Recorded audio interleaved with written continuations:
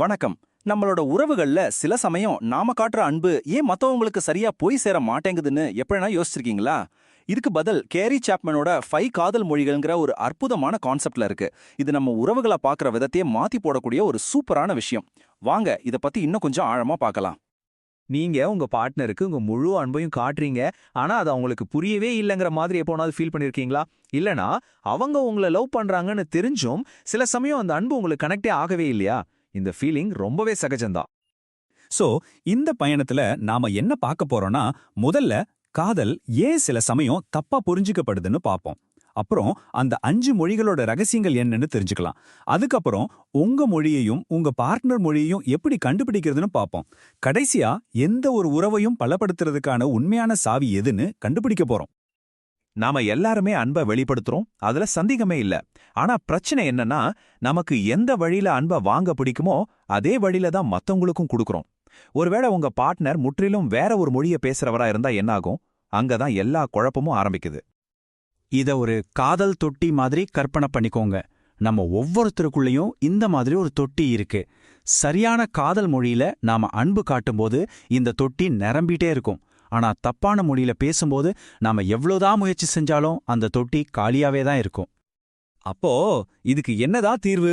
நல்லவேளையா carry Chapman இதுக்கு ஒரு சிம்பிளான வழி சொல்றாரு. மக்கள் அன்பை வெளிப்படுத்தவும் புரிஞ்சுக்கவும் பொதுவா 5 முக்கியமான வழிகள் தான் இருக்குன்னு சொல்றாரு.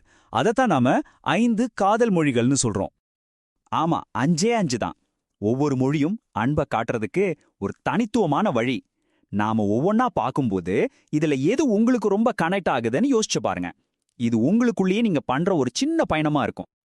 அந்த 5 மொழிகள் இதோ: உறுதிப்படுத்தும் வார்த்தைகள், சேவையின் செயல்கள், பரிசுகளை பெறுதல், தரமான நேரம், அப்புறம் உடல் ஸ்பரிசம். ஒவ்வொன்னும் அன்பை வெளிப்படுத்துற ஒரு ஸ்பெஷலான வழி. சரி, முதல் மொழிக்கு போலாம். உறுதிப்படுத்தும் வார்த்தைகள். இந்த மொழி பேசுறவங்களுக்கு அன்பான வார்த்தைகள், பாராட்டுகள், வாய்மொழியா சொல்ற சப்போர்ட் இதெல்லாம் ரொம்ப ரொம்ப முக்கியம். அவங்களுக்கு நான் உன்னை நேசிக்கிறேன்னு காதுல கேட்கறது அவ்வளவு அவசியம். பாத்தீங்களா? இன்னைக்கு நீங்க பார்க்க சூப்பரா இருக்கீங்கன்னு சொல்ற ஒரு சின்ன பாராட்டு கூட அவங்களோட காதல் தொட்டியை ஃபுல்லா நிரப்பிட முடியும். வார்த்தைகளுக்கு இங்க அவ்வளோ சக்தி இருக்கு. அடுத்தது 2வது மொழி, சேவையின் செயல்கள். இந்த மாதிரி ஆளுங்களுக்கு வார்த்தைகளை விட செயல்கள் தான் பேசும். நீங்க அவங்களுக்காக செய்யற சின்ன சின்ன உதவிகள் கூட 100 காதல் வார்த்தைகளை விட அதிகமா பேசும். இது ஒரு பெர்ஃபெக்ட் உதாரணம். நான் உன்னை பத்தி அக்கறையா இருக்கேன்னு சொல்றதுக்கு பதிலா அதை ஒரு செயலில காட்டுறது. 3வதா நாம பார்க்க போறது பரிசுகளை பெறுதல்.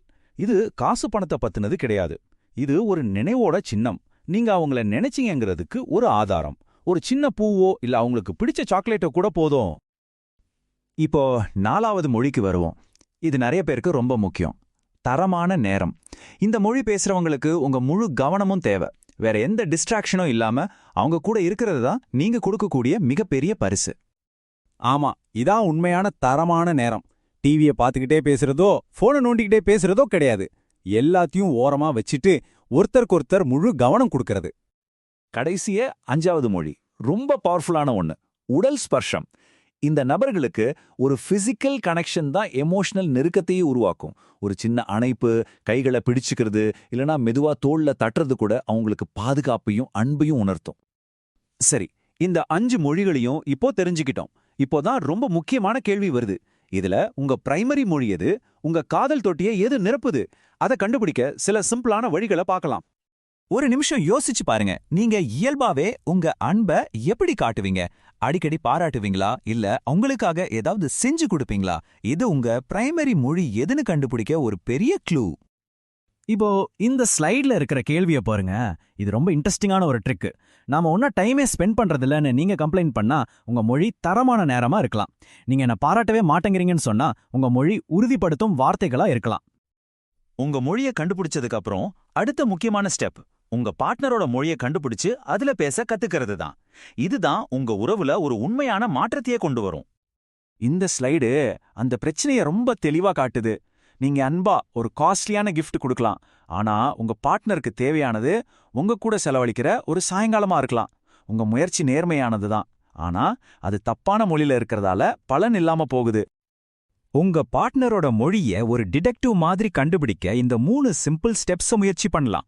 முதல்ல அவங்கள கவனிங்க. அவங்க மத்தவங்களுக்கு எப்படி அன்பை காட்டுறாங்க. 2வது, அவங்க கோரிக்கைகளையும் புகார்களையும் காது கொடுத்து கேளுங்க. 3வது, டெஸ்ட் பண்ணி பாருங்க. ஒவ்வொரு மொழியிலையும் பேசி அவங்க ரியாக்ஷனை கவனிங்க. எது அவங்க முகத்துல ஒரு பிரகாசத்தை கொண்டு வருதுன்னு நீங்களே ஈஸியா கண்டுபிடிச்சிருவீங்க. ஆக இந்த முழு கான்செப்டோட மையப்புள்ளி என்ன? இந்த விளக்கத்தோட முக்கியமான படிப்பினைக்கு வருவோம். இதுதான் இந்த முழு விஷயத்தோட இதயமே. உண்மையான அன்புங்கிறது நீங்க எப்படி ஃபீல் பண்றீங்கங்கறத பத்தி மட்டும் இல்ல, உங்க பார்ட்னர் எப்படி நேசிக்கப்படுறதா ஃபீல் பண்றாங்கங்கறத பத்தியும் தான். அவங்களோட மொழியை கத்துக்கிட்டு அதுல பேசுறது தான் நீங்க கொடுக்கக்கூடிய ரொம்ப அர்த்தமுள்ள ஒரு பரிசா இருக்கும். அதனால இந்த செஷனை முடிக்கும்போது இந்த கேள்வியை உங்ககிட்டே விட்டுட்டு போறேன். உங்க அன்புக்குரியவரோட காதல் தொட்டியை நிரப்ப இன்னைக்கு நீங்க எந்த மொழியை பேச போறீங்க? யோசிச்சு பாருங்க. அப்புறம் அதை செயல்படுத்தவும் முயற்சி பண்ணுங்க.